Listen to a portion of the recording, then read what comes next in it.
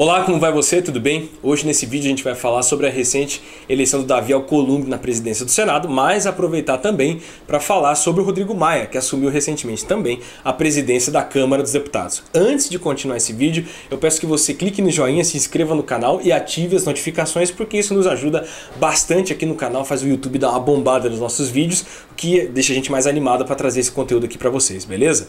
Então vamos lá, eu gostaria de cometer a ousadia aqui de contrariar a visão, né, colocada por vários veículos de imprensa, de que a vitória de Davi é uma vitória do governo Bolsonaro. Não, na minha opinião, o governo Bolsonaro perdeu tanto na eleição do Senado quanto na eleição da Câmara dos Deputados, e eu vou explicar o porquê. Na real, o PSL não teve capacidade, forças próprias, para construir as suas próprias candidaturas para as presidências dessas duas casas.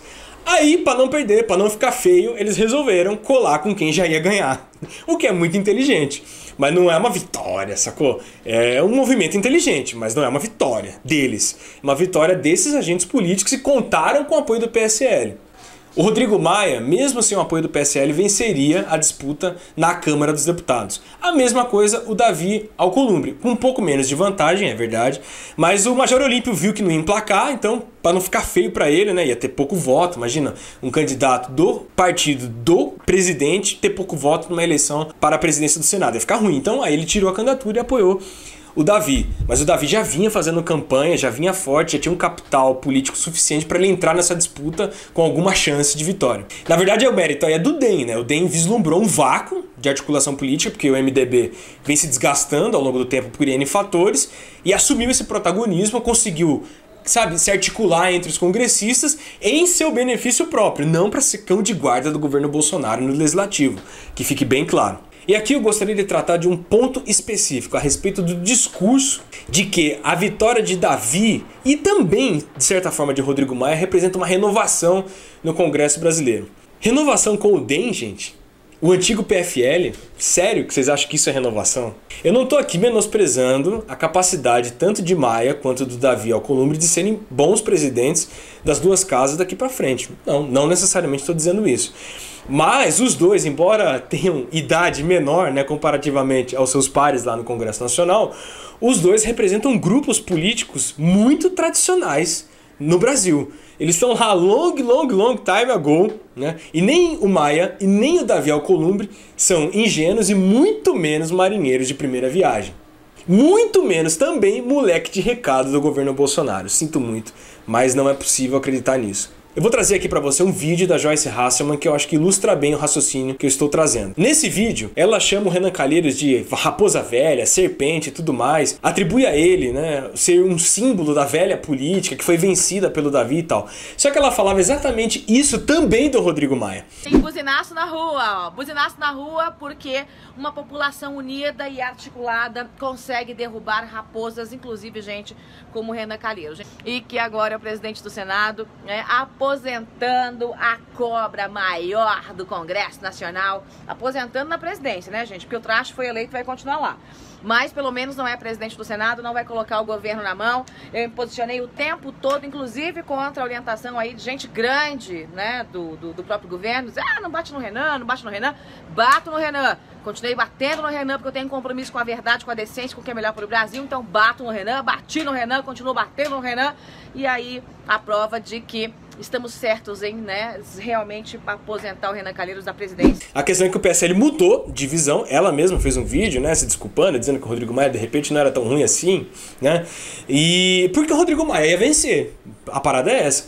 E ela também só publicou esse vídeo do Renan agora porque o Renan perdeu. Porque se ele tivesse ganho a eleição da presidência do Senado, o discurso seria outro, entende? Até o próprio Bolsonaro ligou pro Renan 2 dias atrás, quando ele era ainda favorito, né, a vencer a disputa pela presidência do Senado. Então, agora tudo bem, né? Agora o leão tá morto, todo mundo tira foto, né? Todo mundo perde o medo. Mas se ele tivesse ganho, nem ela, nem o PSL teriam essa liberdade de achincalhar ele publicamente nas redes sociais. Pode parar, entendeu? Com certeza o PSL tentaria buscar alguma ponte de diálogo com o Renan. E mais, ainda continuando a falar sobre esse vídeo, ela atribui a vitória do Davi Alcolumbre à articulação do Onyx Lorenzoni no Senado. Isso é estranho, porque não faz muito tempo o próprio Bolsonaro disse que o governo dele não iria se intrometer nas eleições das presidências das casas. Nós tivemos aí uma articulação toda feita pelo ministro Onyx Lorenzoni, da Casa Civil. O ministro mostrou, né, que sabe articular sim e muito bem, e estava apostando na candidatura do Davi desde antes. Eu estava ao telefone com o ministro Onyx, né, e eu falei para ele: Gaúcho, parabéns, Gaúcho, tu fez aí o presidente do Senado, rapaz. Sendo assim, de três, uma, ou a Joyce Hasselmann aí tá falando pelos cotovelos, algo que ela não sabe o que aconteceu, ou o Onyx Lorenzoni descumpriu uma ordem do seu chefe, que é o Bolsonaro, ou o Bolsonaro mentiu, né, dizendo que não ia influenciar nas eleições das presidências das casas e acabou influenciando sim com mão de gato através do seu chefe da Casa Civil. Mas, de qualquer forma, independente do que for ou não, vocês veem que o PSL, ou o governo Bolsonaro, tem movimentações erráticas nesse sentido, justamente por estar numa posição frágil, sem poder ter todo a influência que gostaria para dar as cartas nesse cenário. Muito pelo contrário, eles tiveram que jogar o jogo das forças políticas que hoje gozam de maior influência, tanto na Câmara quanto no Senado.